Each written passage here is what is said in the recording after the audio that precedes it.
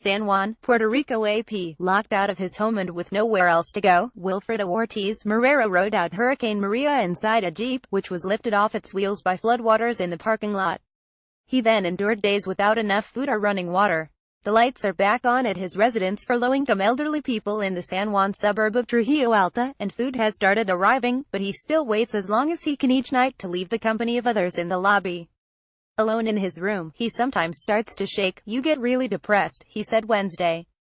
The hurricane that pummeled Puerto Rico 2 weeks ago and the scarce time-marked aftermath are taking a toll on islanders' equilibrium. The U.S. territory's government counted 2 suicides among the death toll, which now stands at 34, and with many communities still waiting for power and clean water, there is concern about others reaching a breaking point. Students and staff at Ponce Health Sciences University are visiting shelters and people in the hardest-hit communities to provide psychological help, among other services, said Alex Ruiz, special assistant to the university's president. "People's whole worlds were taken from them," he said. "People will need the proper psychological help to get through this." At a news conference on Wednesday, Gov. Ricardo Rossello said the death toll jumped to 34 from 16 on the basis of a report that he commissioned to consult with hospitals and gain a more complete picture of the number of victims. He said 20 deaths resulted directly from the storm, including drownings and those killed in mudslides. The count also includes sick and elderly who died in the aftermath of the hurricane, including some who died because oxygen could not be delivered amid power outages. There were also 2 suicides, but Rossello did not provide details of those. One elderly woman took her own life Sunday inside a nursing home in Rio Piedras, a San Juan suburb. While the facility's director, Maria Betancourt, said she didn't believe the woman was distressed about the storm, the home was stifling hot on Wednesday after power was wiped out nearly a month ago when Hurricane Irma sideswiped the island on September 7, though a generator has kept the lights on. Outside the home there were piles of garbage and fallen tree limbs piled on the side of the road.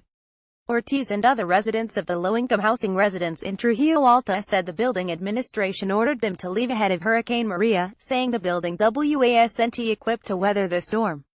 Some were picked up by family, but Ortiz had no relatives to come get him and had no choice but to stay in his Jeep until the storm subsided and a chain on the building's door was removed.